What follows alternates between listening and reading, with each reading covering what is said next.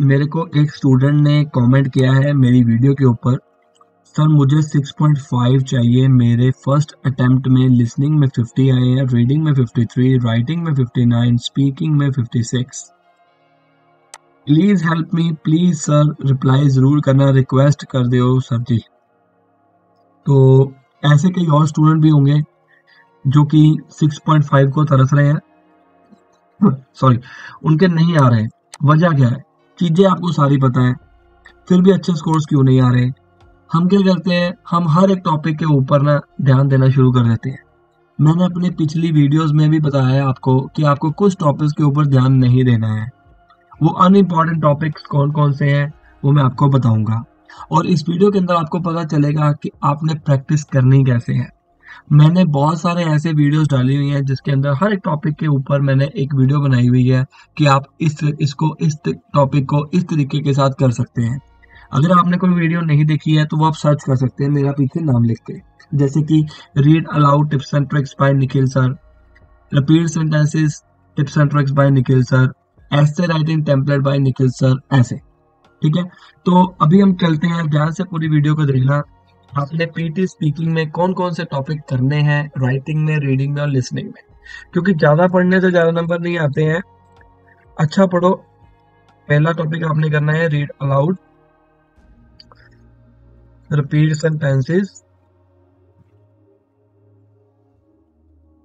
describe an image, read a lecture and answer your question जो है वो important नहीं है। अगर आपका टारगेट 7 ईच तक भी है ना तो भी इम्पोर्टेंट नहीं है, मैं इसको रेड में रखूंगा जो अनइम्पोर्टेंट है। सॉरी, ये भी हो गया, यस, इसको रेड में रखूंगा। अब हम बात करते हैं पीटी राइटिंग की। Just wait a moment. PT writing में हमारे पास 2 ही मॉड्यूल होते हैं, समराइज रिटन टेक्स्ट और एसे राइटिंग सेक्शन। ठीक है, ये दोनों ही इंपॉर्टेंट है। पीटी रीडिंग की अगर हम बात करें, इसके अंदर 5 सब सेक्शन होते हैं। एमसीएम में मतलब multiple choice multiple answer, multiple choice single answer, मैं एब्रीविएशन में लिख रहा हूँ। रीऑर्डर पैराग्राफ, ठीक है, रीऑर्डर हो गया। ध्यान से वीडियो को देखना, सारा कुछ पता लग गया। FIB रीडिंग वाले, फिल इन द ब्लैंक्स मतलब FIB रीडिंग एंड राइटिंग वाले। अब इनमें से ये जो टॉपिक्स हैं ये अनइम्पोर्टेंट है, इसके ऊपर ज़्यादा टाइम वेस्ट नहीं करना आपने। ठीक है, अगर हम बात करें लिसनिंग की, लिसनिंग के अंदर हमारे पास 8 सब सेक्शन होते हैं जिसमें से 4 इंपॉर्टेंट है, 4 अनइम्पोर्टेंट। मैं लाइन में लिखूंगा, ठीक है। Summarise written text, summarise spoken text, sorry not written text, summarise spoken text. MCMA, MCCA, highlight correct summary, select missing word. ये 4 जो है वो अनइम्पोर्टेंट है, मैंने इनको इकट्ठा लिख लिया ताकि बाद में दिक्कत ना आए हमारे को। फिर होता है हमारे पास fill in the blanks important है, हाईलाइट इनकरेक्ट वर्ड इंपॉर्टेंट है, राइट फ्रॉम डिक्टेशन इंपॉर्टेंट है।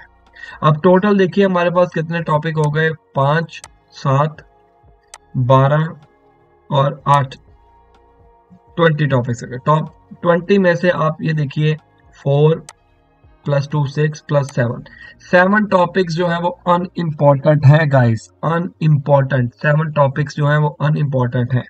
और आपको ज्यादा तैयारी किसमें करनी है? ज्यादा तैयारी आपको करनी है रीडिंग स्पीकिंग के केस में। और स्पीकिंग में सबसे ज्यादा तैयारी किसको करनी है? देखो, इमेज पार्ट का आपके पास टेम्पलेट है, अगर आप एक बार इसको बोल लिया तो आपका हो गया, बार बार टाइम वेस्ट करने की तो जरूरत ही नहीं है। रीड लेक्चर को बोलो, रिपीट सेंटेंसेस करते रहो, अपने आप खुद जज कर सकते हो घर में बैठ के, इसके लिए आपको टीचर की कोई जरूरत नहीं है। रीड अलाउड में दिक्कत आती है, इसकी प्रैक्टिस ज्यादा करो, राइट। समराइज रिटन टेक्स्ट और एसे राइटिंग सेक्शन के ऊपर ज्यादा टाइम वेस्ट मत करो, एक बार का काम है, क्योंकि इसमें तो टेम्पलेट ही चलता है। ठीक है, टेम्पलेट चलता है तो आपको बार बार उसी टेम्पलेट को लिखना है, तो मन को खुश करने से कोई फायदा नहीं है। टाइपिंग में देखो स्पीड हो गई आपकी, 20 मिनट्स में कवर कर रहे हो, प्रूफ रीडिंग होनी चाहिए, स्पेलिंग मिस्टेक नहीं होनी चाहिए, और इसी में जो टेक्निक चलती है वो चलती है कॉपी वाली। सभी को पता है, नहीं पता तो मेरी वीडियो में चेक कर लेना। तो इसके ऊपर भी ज्यादा टाइम वेस्ट करने की जरूरत नहीं है।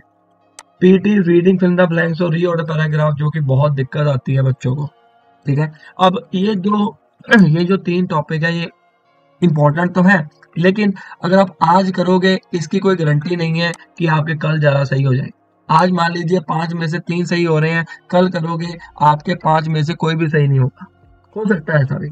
मतलब इसके ऊपर हम टाइम वेस्ट नहीं करेंगे, इसको प्रैक्टिस करो, लेकिन उम्मीद मत रखो कि आपके 100% सही होंगे। बच्चे क्या करते हैं, इसके ऊपर टाइम वेस्ट कर देते हैं, उतनी देर तक करते रहते हैं, मन के अंदर धार लिया कि मैंने उतनी देर तक प्रैक्टिस करनी है जितनी देर तक मेरे सारे नहीं सही होते, मैंने उतनी देर तक पेपर नहीं देना जितनी देर तक मेरे सारे नहीं सही होते।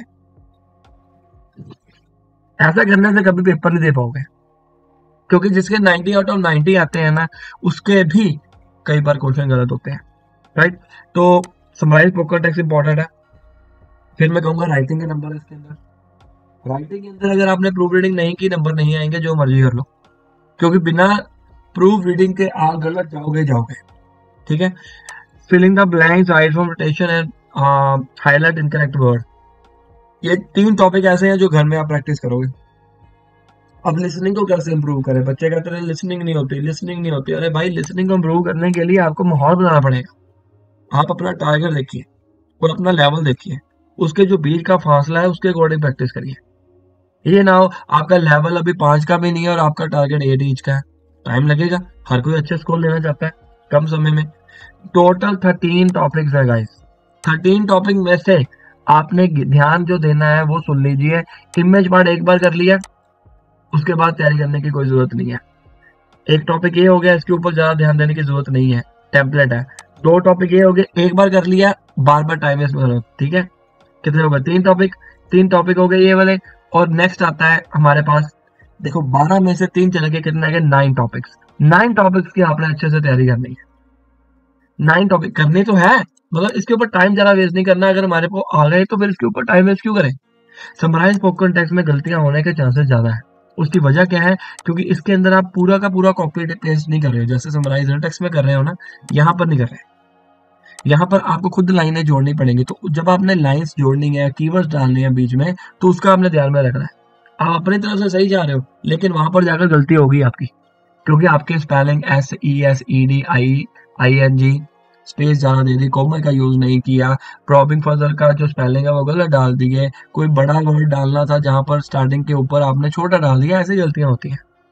तो ये सारी गलतियां उसमें होती हैं हमारे राइटिंग के केस में, राइट। तो 6.5 मैं तो कहूंगा कि अगर आपने 7 ईच भी लेने हैं या 7.5 भी लेने हैं, 8 भी लेने हैं, तो भी आप इन्हीं टॉपिक के ऊपर ध्यान दीजिए। उसकी वजह क्या है, क्योंकि यहाँ पर आपको प्रैक्टिस के लिए, मतलब टाइम हमने ज्यादा वेस्ट नहीं करना है। ये जो रेड कलर में मैंने लिखे है ना, ये अनइम्पोर्टेंट है ठीक है। अनइम्पोर्टेंट मतलब टाइम कंज्यूमिंग है। अब ज्यादातर आप अगर इसमें टाइम लगाओगे ना, तो आपको ये वाला टॉपिक करने के लिए टाइम नहीं मिलेगा। गलतियां होती हैं ऐसे, आपको मैं पहले से बता रहा हूँ। अगर फर्स्ट टाइम जा रहे हो या आप जा चुके हो तो ये गलतियां हो रही हैं, ठीक है ना। तो इन गलतियों के ऊपर ध्यान दीजिए, आपके 6.5 ओवरऑल आ जाएंगे, आपके ज्यादा ही आ जाएंगे, इससे ज्यादा। अब देखो इसके बच्चे के लिसनिंग 50 है, रीडिंग 53, राइटिंग 59, स्पीकिंग 56, 50s में तो आ गए, लेकिन इसके 58 ओवरऑल नहीं बने। प्रॉब्लम कहाँ पर आ रही है, आपको स्पीकिंग में मार्क्स इंप्रूव करिए और लिसनिंग में इंप्रूव करिए। रीडिंग के 53 रहने तो कोई दिक्कत नहीं, जब स्पीकिंग बढ़ेगी ना तो रीडिंग ऑटोमेटिकली बढ़ जाएगी। राइटिंग में 59 है ही है, तो आपको ध्यान किस में देना है, स्पीकिंग में और लिसनिंग में। और स्पीकिंग और लिसनिंग के अंदर जो स्कोर्स है वो कौन कौन से, स्पीकिंग वाले तो है ही है और लिसनिंग वाले भी हैं। तो लिसनिंग में जो जो गलतियां हैं वो मैंने आपको बता दी। यहाँ पर गलती स्पेलिंग मिस्टेक की हो सकती है, राइट फ्रॉम रोटेशन जितना सुनाई दो उतना लिखो, फिल द ब्लैंक्स में स्पेलिंग मिस्टेक मत करो। हम अपनी तरह से तो सही लिखते हैं, लेकिन पेपर में जाकर गलतियां हो जाती है, right. So guys, this is all about for today's lecture. I hope आपको जो वीडियो पसंद आया होगा।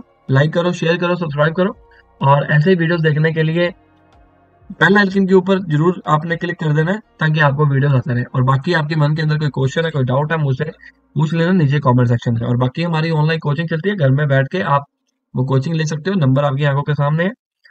And that's it. बहुत अच्छे स्कोर्स आ रहे हैं हमारे स्टूडेंट्स के, चेक करिए, कम समय में आपके भी आ सकते हैं। चाहे आपका लेवल 0 है, कोई दिक्कत नहीं है। मिलते हैं अगली वीडियो में।